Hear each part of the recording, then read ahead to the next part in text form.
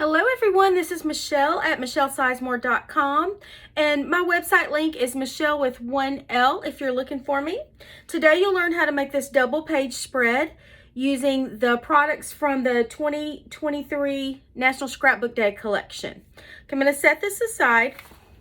I got the idea from this little booklet. You can receive this booklet with one of the packets that you buy for Scrapbook Day. It's got a lot of great layout ideas and cutting guides in it. And I chose to use this one, but I chose to make it my own and change things up just a little bit. The main thing I did in the beginning was, there's a lot of blue right here. I chose to make my background paper taller and then these decorative pieces bigger and use up more of this space instead of it being kind of chopped up right there. But I used this just to get my brain going, kind of like a sketch idea. So I'll show you what I did. All right, so I have everything stored temporarily in this Power Project folder. Actually, it's not a Power Project folder, it's called a sleeve. I think it's a project sleeve. Anyway, you can get these from Creative Memories, and it's open at the top and the side, and it's just a good little place to keep things that you're using to work on a project. And then when you use that stuff up and make your project, you can fill it with stuff for your next project. So I'm going to take everything out and set the sleeve aside. And I'm going to start by laying out my base pieces, which the base piece is a piece of blue cardstock, light blue cardstock. So this is a 2-page spread. I'm just going to do both of them at the same time. And honestly, y'all, I typically do all of my things like a 2-page spread usually. Not all the time, but I like to. I kind of like when things just flow, that you look at the whole 2 pages and they work together. So that's just kind of what I like. I'm going to move my camera up a little. Looks like it's starting to sink down. Okay. Alrighty. The next thing I need to do is cut my green paper to make it the right size to fit on here. I've already done that with one piece of green paper. And I've already mounted the yellow on it. So I'm just going to show you that one, and then I'm going to demonstrate it on this one. Okay, so on this, I'm going to take my border maker system with the Sun Citrus Circles border punch in there, and cut 2 sides of this with that border maker cartridge. Okay, put your paper in, line it up with the tray, close the magnetic arm, plop the tray in underneath, put this paper in here and match up your notches. Things fit together underneath, kind of like a puzzle piece, and punch. And I do stand up on it, lean over, and press really firm with the palm of my hand. I mean, it's not super hard, but it's just a good firm push. And I'm leaning down on it as I push. So it really does help to do that, I think. It's hard for me to do it sitting down, and I think a lot of it is that I'm short, and it's just hard to add pressure to it when I'm sitting down. But that's just me. I've heard even taller people say that they like to stand up when using this. Okay. Now I'm going to do the other side. Just flip it over, put it in, do the same thing. Close the arm, put the tray in underneath, pop it into place. Make sure your notches match up here. And punch, pull it out just a little, plop it into place where the notches match up, punch, and do that all the way up until you're done. Okay, so that's how I got my piece. All right, now I'm going to mount this onto my blue cardstock, and I want it to be lined up with the other one pretty well. So I'm just going to look at it and line them up to where they match, so that about the same amount of blue is showing at the top and bottom. So I'm going to flip this over and add my repositionable tape runner. It's really good to use the repositionable one, because when you use it, it only sticks to where it needs to stick. It's little clear dots, and the excess comes off on what's behind it. That's why I like to use cardboard. I don't want the excess to come off on my page or on my paper. Okay, I need a new one because it's out of tape. So I'm gonna replace that real quick. And I'm just gonna kind of be generous on these little intricate pieces and then just put little dabs along the side. A few more on this side. And then randomly put a few in the middle. Okay? Flip this over and take a look at it and make sure I'm placing these at about the same spot so that things will look lined up. Okay? And then gently press on it on the little intricate pieces and then rub the whole thing. Rub the whole thing. Okay, now I need my piece of yellow paper. And I'll be honest, I cannot remember exactly what size I cut that, so I'm going to measure that with my ruler. It looks like about 10 1/4. So I'm gonna get my trimmer with my straight blade and cut this to 10 1/4. I'm gonna pull out my arm. It has a little foot on the bottom. I want that flipped out so that it makes this stay level with this, which is nice. Okay, keeps everything even. Now I'm gonna measure this at the top to 10 1/4.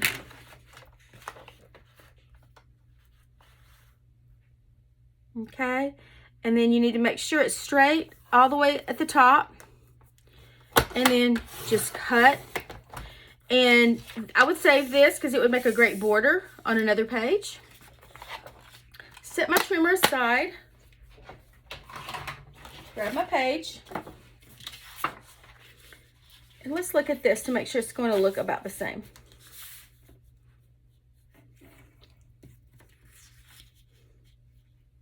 Yep, I'm good with that. So I'm going to mount this down. Put some little dabs of tape runner all around the edges and a few randomly throughout. Okay, now I'm going to mount this just so the design part peeks out past the top and the bottom edge. Okay, and there we go. So that's how I got the basic bottom pieces. So now I'm going to grab this sunshine, and you could put a photo in there, or you could put probably I would put a photo, but I'm just going to put a piece of white cardstock, pretend it's a photo, but I'm going to show you how I cut that to make it fit in here.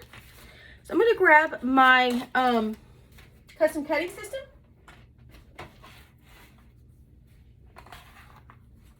And I've already kind of measured it to make sure I know what to do. I need to use this template with the red blade to get the size that I need. And I used my guide that comes with this, and I apologize, but I don't have it handy at the moment. I had it just a minute ago, but there's a guide that you can use to put over it, and it shows the lines, and you match this up with the template on the guide, and then there's a red line out here, and it shows you that means you use the red blade if you want that color. So that's what I'm going to do. So I'm going to grab a piece of white cardstock, and I always try to grab some scraps because I don't want to waste a brand new piece of paper.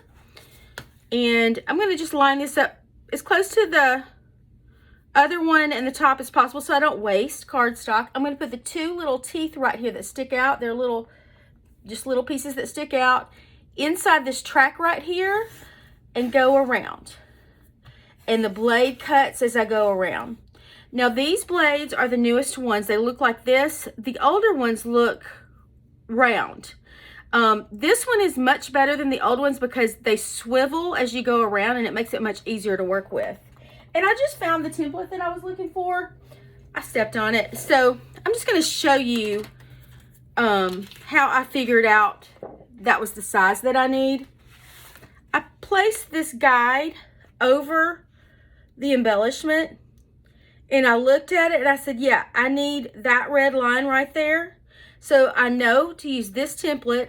I've numbered them to match them up for teaching purposes, but you always know by looking and knowing that the black line on the outside and the black line on the inside match up with this template. So that's how I knew which one to use from the guide.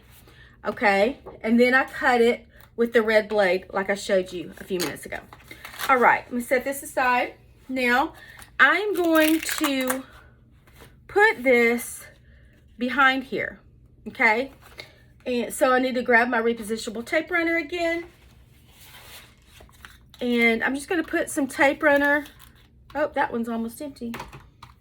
Okay, I'm gonna put some repositionable tape runner here.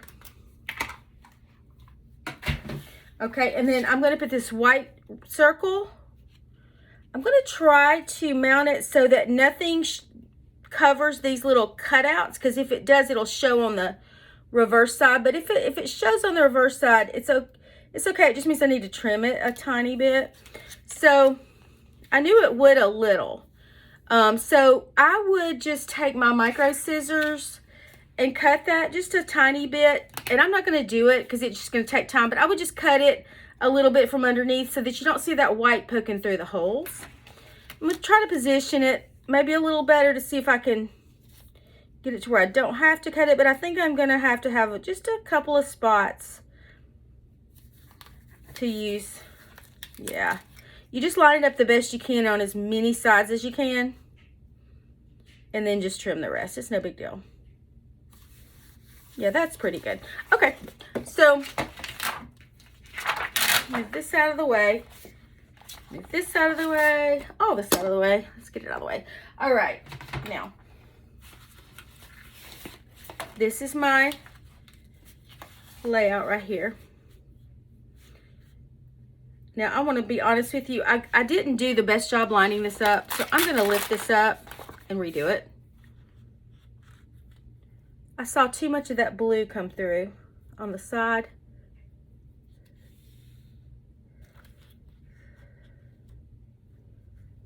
There we go.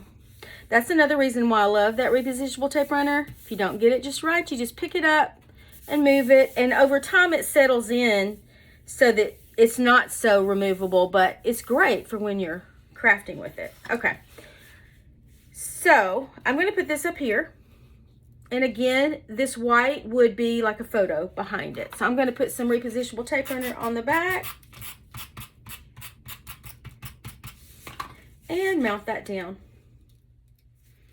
I love that sign because it's already pre-cut for me, easy to work with. And to be honest, y'all, the fact that there was some of that white showing through, I don't even think you notice it now. So I don't think it's a big deal. I don't know if you have to trim it because this paper's so light. I think it's good like it is. Okay, so now you would add your photos. And I'm going to add them according to the way I did this. Now, I've cut all these pieces of cardstock to the size of photos. So I'm just going to place them like I did on my demo. There's this one, this one, this one. So that's that page.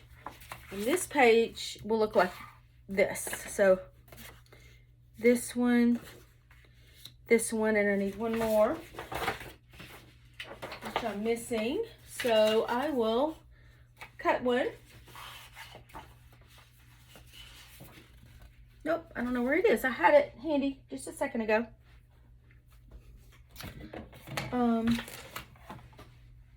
Now, I'm going to take my trimmer, and this is how I would cut a 4x6 piece of cardstock. I would measure it to the 6 right here. Make sure it's straight all the way at the top. Flip it, measure it to the 4. Now, that would be my pretend 4x6 photo to put right here. And then, I'll mount these in a few minutes. I would put this ruled paper to make a journal box. Now, I've already drawn my pencil lines where I need to cut it. So, and just for y'all to know, It is 4 inches tall by 4 3/4 inches wide. Okay, so I'm going to trim that on my pencil line. Now the pencil line is going to be placed right here on this left hand side dotted line because that's where my blade comes down. So I'm going to cut there, and then I'm going to line this pencil line up with the bottom part of this left hand side dotted line because that's where the blade comes down. It always comes down on the left hand side dotted line. Move that aside. Okay, we're almost done. So I would put that here, and I would use a Creative Memories pen to journal in this little box. If you wanted to put a little embellishment, you might want to not put your journaling all the way up to the edge, but if you're not, you can just journal on the whole thing. And then you would just mount everything with your repositionable tape runner, like so. I would put some at every corner and on each side and one little dab in the middle. And just try to line things up to where you like it.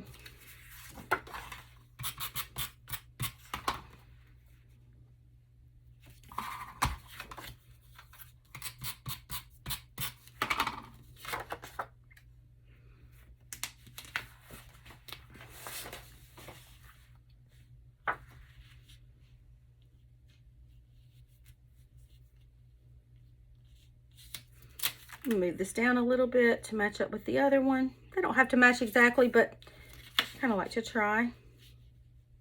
Okay, and then I would mount my ruled piece of paper for journaling. Put that right there. And I'm done. 4x6 photo right in here. You got your whole 2-page layout. And this is what it looks like from the demo. Pretty easy to make. I like the layout. I like that I can get a lot of pictures on there, so I have a little bit of decoration, but it's not overwhelming. It's simple, and I really love these colors. They're so fresh and just bright and fun and cheery, like spring and summer. All right, hope you guys have a great day. Thanks for watching.